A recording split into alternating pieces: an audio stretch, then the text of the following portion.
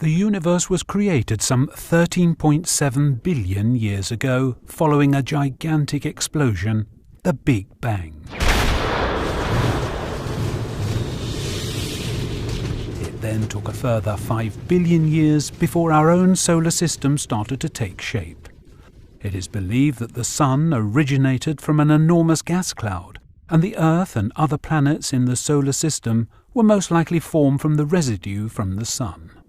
This all took place approximately 4.6 billion years ago.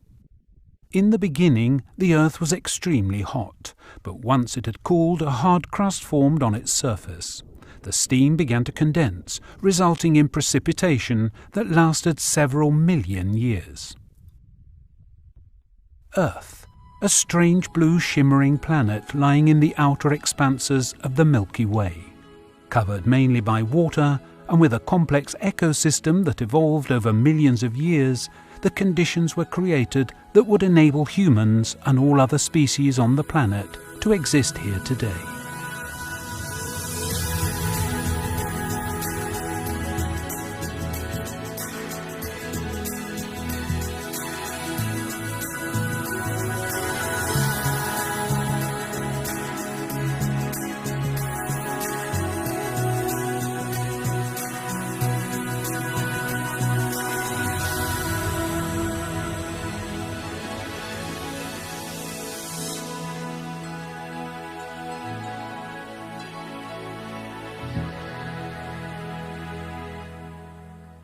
Helsingborg, situated next to the Sound Öresund, is one of the busiest stretches of water in the world. Being situated in such close proximity to water has proven an asset as well as a great responsibility. Living and working within the Öresund region are a couple of million people.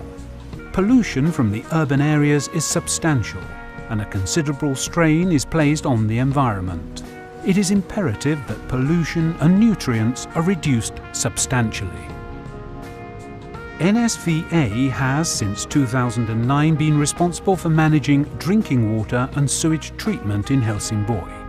NSVA is a municipal company owned jointly by several northwest Skåne municipalities. Öresundsverket began operations in 1974 and is one of Sweden's largest sewage treatment plants to solely utilize a biological phosphorus separation process. That is, where no chemicals are added in the process to purify water from phosphorus. Some 130,000 people, as well as a host of large and smaller industrial concerns, are connected to the sewage treatment plant. The network extends approximately 1,200 kilometers.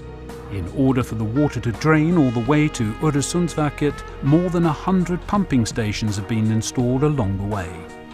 The amount of wastewater is on average 70,000 cubic meters per day.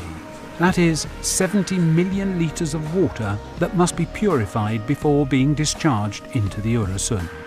Öresundsverket treats wastewater from households, schools, hospitals, landfill sites and industry, as well as handling rain and drainage water, which is led to the plant via combined sewer and storm drains. We remove visible contaminants, organic compounds that cause deoxidization, nutrients such as nitrogen and phosphorus that contribute to eutrophication, and surfactants that contribute to the formation of foam in the sound. This is how the wastewater is treated. The purification process can, in principle, be divided into 4 separate stages: pre-treatment, biological treatment, filtration, and sludge treatment. The pre-treatment process begins with the wastewater passing through a screening station. Here, all impurities larger than 3 millimeters are collected by means of a screen. These pollutants are then taken to a landfill site where they degenerate along with household waste. After the screening station, the wastewater is raised 8 meters in order to reach the level required at the sewage treatment plant. Located at the main pumping station are worm screws that have a capacity of transporting up to 2,500 litres of water per second. As large amounts of sand and grit always accompany the wastewater, this has to be removed as early as possible in the process. This is done in a grit chamber, where the sand sinks to the bottom. The sand is then pumped up, washed and transported away. After the grit chamber, the water is divided into 4 parallel lines. This division is maintained throughout the continued process, thus allowing good possibility for optimizing different purification processes.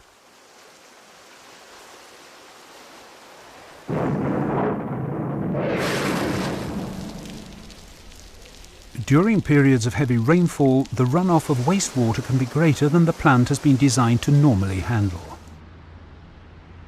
The excess water is collected in separate equalization basins that are located at the plant inlet. Once the abnormal inflow has ceased, the stored wastewater is pumped into the treatment process.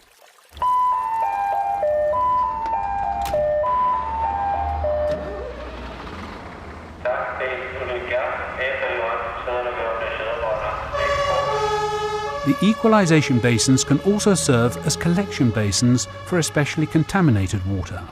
For example, an accident has occurred and large amounts of oil have spilled into the street drainage system. Oil and other chemicals are harmful to the purification process. After the grit chambers, the wastewater is normally led to the sedimentation basins where it remains for several hours. The pollutants that are lighter than water, for example fats and oils, are removed using scum pipes and transported to the landfill site.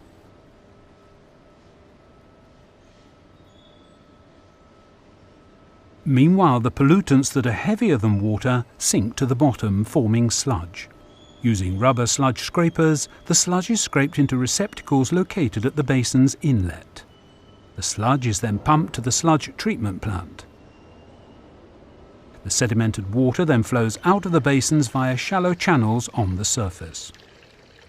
After sedimentation, the wastewater contains mostly dissolved impurities, and it is pumped to phase 2 of the process, the biological treatment stage.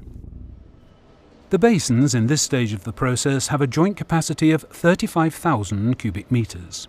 During biological treatment, the quantities of nitrogen, phosphorus and organic matter are reduced. The sedimented water is mixed with sludge containing microorganisms, particularly bacteria. In this stage, the environment is made especially favourable for the microorganisms. They reproduce quickly, feeding on the pollutants or converting them to substances that are friendlier to the environment. The water containing the organisms flows through the basins that are alternately oxygenated and deoxygenated. Everything to ensure that the organisms develop, thrive and carry out their purification work. Oxygenation takes place by means of blowers that push air through a number of small holes in the rubber membrane situated at the bottom of the aeration basins. In the deoxygenated basins, the water is kept in motion by large agitators that prevent the microorganisms from sinking to the bottom. It is here in these basins that the extraction of nitrogen takes place. The nitrogen is returned to the atmosphere in the form of nitrogen gas. This is a biological process where the extraction of phosphorus also takes place today. In the final sedimentation basins, the microorganisms sink to the bottom where they form biosludge. This biosludge at the bottom of the basins is scraped into sludge receptacles which are situated at the inlet end of the basins. The microorganisms continue multiplying the whole time, producing more and more sludge. Most of the biosludge is recycled to the inlet of the biological treatment. In order to keep the sludge volume constant, some must be removed from the process and transported for sludge treatment. The treated water flows out of the sedimentation basins via surface channel. The particles that do not sink to the bottom of the sedimentation basins are filtered out through large amounts of sand and expanded clay, a material resembling leca balls. This is the third stage of the process, and the filter is made clean by air and water that is flushed from beneath under high pressure. After this process, approximately 96% of the phosphorus and organic material have been removed, and the nitrogen has been reduced by approximately 80%. Before discharging the treated water into the Öresund, heat is first recovered from it. At the Westham plant, situated in close proximity to the sewage treatment plant, the warm water is led through a heat pump. By reducing the temperature of the wastewater by 5 degrees, heat equivalent to 5 to 10% of the entire district heating requirements of Helsingborg is extracted. The lowering of the temperature of the wastewater also results in it becoming the same temperature as the water in the Öresund. The pipeline into the Öresund is 450 metres in length, and at a depth of 20 metres the water is discharged beneath a so-called thermocline, which separates the heavier and colder water of the Kattegat from the lighter and warmer surface water. Following extensive research, we know that the treated wastewater spreads out beneath this layer in 2 directions, to the north and to the south. However, the process does not end here. In stage 4, we concentrate on treating the sludge that has been separated during the wastewater purification process. The sludge is first led to 3 sludge thickeners. Here it continues to sink to the bottom, and a large amount of water is diverted to a channel on the surface and led back to the treatment plant inlet. One of the thickeners is used to dewater the sludge that comes from the sedimentation basins, and the other 2 are used for dewatering from the biological treatment. In the digestion process, parts of the organic material are broken down, and this degradation takes place at a temperature of 37 degrees in an air-free environment. The digestion chambers hold 6,200 cubic meters of sludge, and the anaerobic process takes 3 weeks. During the process, carbon dioxide, hydrogen sulfide and methane gas are formed. In the gas purification plant, carbon dioxide and hydrogen sulfide are washed away using water under high pressure. That which remains is methane gas, and used as vehicle fuel by our gas-powered city buses and biogas cars. After digestion, part of the water from the digested sludge is centrifugally removed. A flocculant agent is added to facilitate water separation. The remaining sludge is used, amongst other areas, as soil fertilizer. To a large extent, Öresundsverket is fully automated and only requires manual supervision during daytime hours. As a result of modern technology, the process can be controlled and monitored digitally. Should anything happen out of office hours, the on-call duty officer is alerted automatically via his or her mobile phone. By simply pressing a few keys, any necessary adjustments can be made or any possible faults rectified that might have occurred at the plant. In order to maintain full control of the wastewater purification process, samples are constantly analysed during the various stages.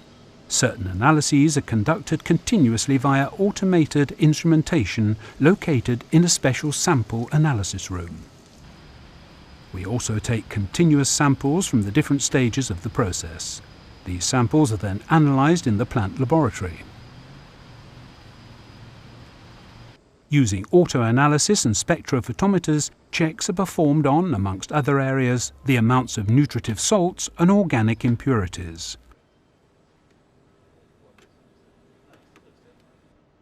Sludge content and sedimentation rates are other additional analyses that are conducted. Analyses that must be reported to the regulators are made at an external accredited laboratory. In order for the purification process to function as efficiently as possible, we want wastewater that can be degraded within the process. Many detergents and car care products contain substances that are environmentally harmful and which cannot be isolated in the wastewater treatment process. As a result, they're discharged into the Öresund. Therefore, only use environmentally approved detergents, washing up liquids and cleaning products. Cigarette ash and cigarette ends contain cadmium, a substance harmful both to the Öresund and the purification process. Therefore, empty ashtrays in the bin rather than down the toilet. Textiles and cotton buds cause blockages in the sewage system. Never flush solid objects down the toilet, with the exception of those that have passed through the body and toilet paper. Many of the products we use at home are classified as hazardous waste. These include solvents, oils, pesticides, pharmaceuticals and paint. Such products should be deposited at your local recycling centre. Only a limited amount of water exists on the planet, water that cannot be renewed. It is the same water now as when the Earth was first created. It is part of a continuous cycle that has remained constant throughout the ages. But a change has taken place. The influences of man have resulted in an imbalance in the ecosystem. Pollution of the sea must not become any greater. This, of course, also applies to the Öresund. A clean Öresund is dependent upon awareness of just what we are pouring into our drains. We must take good care of our water. It is the only water we have. Clean water is a basic requisite for future life on this planet, a life for our children and our grandchildren.